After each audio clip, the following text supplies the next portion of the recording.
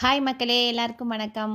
இன்றைக்கி நம்மளோட ரெசிபி என்ன அப்படின்னு பார்த்தீங்கன்னா, அரிசி மாவை வச்சு சூப்பரான ஒரு சைனீஸ் ரெசிபி தான் பார்க்க போகிறோம். கண்டிப்பாக நீங்கள் இது வரல யாருமே இந்த மாதிரி ட்ரை பண்ணியிருக்க மாட்டீங்க. இந்த மாதிரி ஈஸியான ரெசிபியை நீங்களும் உங்கள் வீட்டில் செஞ்சு பாருங்கள். உங்கள் எல்லாத்துக்குமே ரொம்ப ரொம்ப பிடிக்கும். முக்கியமாக பசங்களுக்கெல்லாம் ஸ்கூல் விட்டு வரும்போது ஈவினிங் டைம் ஸ்நாக்ஸாக நீங்கள் இதை செஞ்சு கொடுக்கலாம். இப்போ வாங்க இது எப்படி பண்ணுறது அப்படிங்கிறத பார்த்துடலாம். இது செய்கிறதுக்கு பார்த்தீங்க அப்படின்னா குறைவான இன்க்ரீடியன்ஸ் தான். அதே மாதிரி செய்கிற நேரமும் ரொம்ப கம்மி தான். நான் இன்றைக்கி பார்த்தீங்க அப்படின்னா 1 கப் அளவு அரிசி மாவு எடுத்திருக்கேன். அதுக்கு 1 கப் அளவு தண்ணி ஊற்றிட்டு நல்லா இதை இப்போ கொதிக்க வச்சுக்க போகிறோம். இப்போ இந்த மாவுக்கு தேவையான அளவு உப்பு சேர்த்துக்கலாம். உப்பு சேர்த்துட்டு நல்லா மிக்ஸ் பண்ணி விட்டுட்டு நம்ம 1 கப் தண்ணிக்கு 1 கப் அரிசி மாவு சொல்லியிருந்தேன். இப்போ அதை ஆட் பண்ணிக்கலாம். அரிசி மாவு பார்த்தீங்க அப்படின்னா வீட்டில் அரைச்சது இல்லை அப்படின்னா நீங்கள் கடையில் வாங்கி கூட யூஸ் பண்ணிக்கலாம். இப்போ 1 கப் தண்ணிக்கு 1 கப் மாவு போட்டு நல்லா இந்த மாதிரி மிக்ஸ் பண்ணி விட்டுருங்க. இப்போ ஸ்டவ்வை ஆஃப் பண்ணிடலாம். ஆஃப் பண்ணிவிட்டு கீழே எடுத்து வச்சு நல்லா கிளறி விட்டுக்கலாம். கொழுக்கட்டைக்கு வந்து நம்ம எந்த அளவுக்கு பதத்தில் இருக்குமோ அதே அளவுக்கு பதத்தில் தான் இந்த மாவை பிசைய போகிறோம். இப்போ நல்லா மிக்ஸ் பண்ணி விட்டுட்டு கொஞ்ச நேரம் நம்ம மூடி வச்சிட போகிறோம். கொதிச்ச தண்ணியில் மாவு போட்டு பிசைஞ்சதுனால நல்லா சூடாக இருக்கும். அதனால் இந்த ஆற வரையில் நம்ம கொஞ்சம் நேரம் மூடி வச்சிட போகிறோம். அந்த டயத்தில் பார்த்தீங்க அப்படின்னா மாவு நல்லா வெந்து வந்துடும்.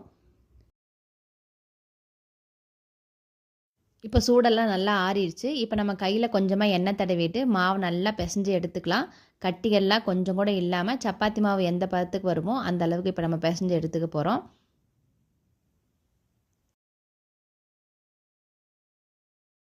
மாவு நல்லா பிசைஞ்சதுக்கப்புறமா நம்ம கொழுக்கட்டைக்கெல்லாம் உருட்டுற மாதிரி சின்ன சின்ன உருண்டையாக கூட நீங்கள் உருட்டிக்கலாம். உங்களுக்கு ஷேப் வந்து என்ன ஷேப்புக்கு வேணுமோ அந்த அளவுக்கு நீங்கள் உருட்டி எடுத்துக்கோங்க. நான் இன்றைக்கி பார்த்தீங்க அப்படின்னா சைனீஸ் டிஷ் மாதிரி பண்ணணும் அப்படிங்கிறதுக்காக பாஸ்தா எந்த மாதிரி ஒரு நீளமாக இருக்குமோ இல்லை கொஞ்சம் வித்தியாசமாக இருக்கிற மாதிரி நான் அந்த மாதிரி ஷேப்பில் உருட்டியிருக்கேன். இப்போ நம்ம பிசைஞ்சு வச்ச மாவில் இந்த மாதிரி நல்லா ரோல் பண்ணி எடுத்துக்கோங்க. எந்த அளவுக்கு உங்களுக்கு மெலிசாக ரோல் பண்ண முடியுமோ அந்த அளவுக்கு ரோல் பண்ணிவிட்டு அதை வந்து நம்ம சின்ன சின்ன பீஸாக இப்போ கட் பண்ணி எடுத்துக்க போகிறோம். இப்போ இந்த மாதிரி சைஸுக்கு உருட்டுனதுக்கப்புறமா இதை நான் சின்ன சின்ன பீஸாக கட் பண்ணி எடுத்துக்கிறேன். எட்ஜஸ் எல்லாம் பார்த்தீங்க அப்படின்னா கரெக்டாக ஈவனாக இருக்கிற மாதிரி கட் பண்ணிக்கோங்க. அதனால் எட்ஜஸ் ரெண்டையும் கட் பண்ணிவிட்டு இந்த மாதிரி கட் பண்ணிட்டீங்க அப்படின்னா பார்க்குறதுக்கும் அழகாக இருக்கும். இன்னும் மெலிசா வேணுன்னா கூட நீங்கள் மெலிசா கூட உருட்டிக்கலாம். இப்போ இதே மாதிரி இருக்கிற எல்லா மாவுகளையும் நான் உருட்டி கட் பண்ணி எடுத்துக்கிட்டேன். இப்போ இதை நம்ம ஆவியில் வேக வச்சு எடுக்க போகிறோம். ஆவியில் வேக வைக்கிறதுக்கு நான் இன்றைக்கி வந்து இட்லி பாத்திரத்தை தான் வேக வைக்க போகிறேன். உங்கள் வீட்டில் நீங்கள் என்ன ஸ்டீம் பண்ணுறதுக்கு எது யூஸ் பண்ணுறீங்களோ அது கூட நீங்கள் யூஸ் பண்ணிக்கோங்க.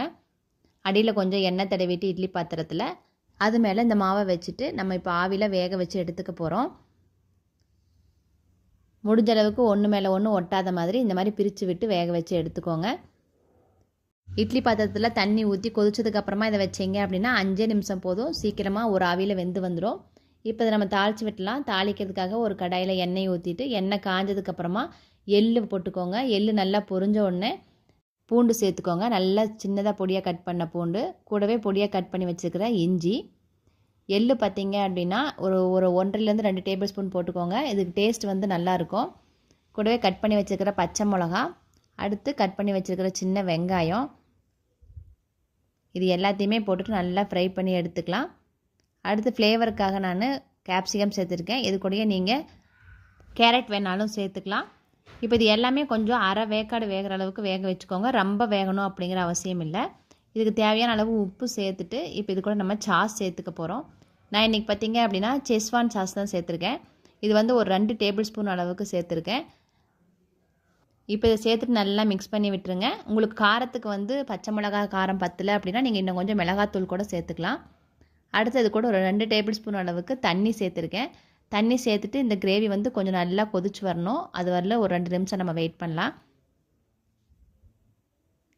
இப்போ இது கொஞ்சம் நல்லா ட்ரை ஆனதுக்கப்புறமா இது கூட soya sauce 1 table spoon, tomato sauce 1 table spoon போட்டுக்கலாம்.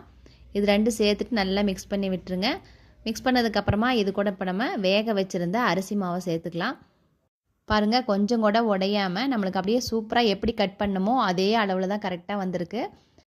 இப்போ இதை நல்லா மிக்ஸ் பண்ணி விட்டுட்டு உப்பு பத்தலை அப்படின்னா இன்னும் கொஞ்சம் கூட நீங்கள் சேர்த்துக்கோங்க. ஒரு 2 நிமிஷம் இருந்துச்சு அப்படின்னா போதும், நம்ம இறக்கிடலாம். நல்லா மிக்ஸ் பண்ணதுக்கப்புறமா கடைசியாக இது கூட இப்போ நம்ம கொத்தமல்லி தழை தூவிட்டு இறக்கணும் அப்படின்னா சூப்பரான ஒரு அருமையான அரிசி மாவில் செஞ்ச ஹெல்த்தியான சைனீஸ் ரெசிபி வந்து ரெடி ஆயிடுச்சு. இதே மாதிரி கண்டிப்பாக நீங்கள் உங்கள் வீட்டில் ட்ரை பண்ணி பாருங்கள். பிடிக்காதவங்க யாருமே இருக்க மாட்டாங்க. இது அரிசி மாவில் தான் செஞ்சது அப்படிங்கிறது யாருக்குமே தெரியாது. அந்த அளவுக்கு டேஸ்ட்டாக இருக்கும். மோஸ்ட்லி சைனீஸ் ரெசிபி எல்லாம் பார்த்தீங்க அப்படின்னா நம்ம மைதா மாவில் தான் செஞ்சுருக்கோம். இந்த தடவை நான் அரிசி மாவில் செஞ்சுருக்கிறதுனால உங்கள் எல்லாத்துக்குமே ரொம்ப பிடிக்கும்னு நினைக்கிறேன். பசங்களுக்கு கொஞ்சம் வித்தியாசமாக செஞ்சு கொடுக்கணும் அப்படின்னு நினைக்கிறவங்க கண்டிப்பாக நீங்கள் ட்ரை பண்ணி பார்க்கலாம். செஞ்சு பார்த்துட்டு எப்படி இருந்துச்சு அப்படின்னு கமெண்ட் பண்ணுங்கள். உங்களுக்கு பிடிச்சவங்களுக்கு நம்ம சேனலை ஷேர் பண்ணுங்கள். உங்களை அடுத்த ஒரு நல்ல வீடியோவில் சந்திக்கிறேன். தேங்க்யூ.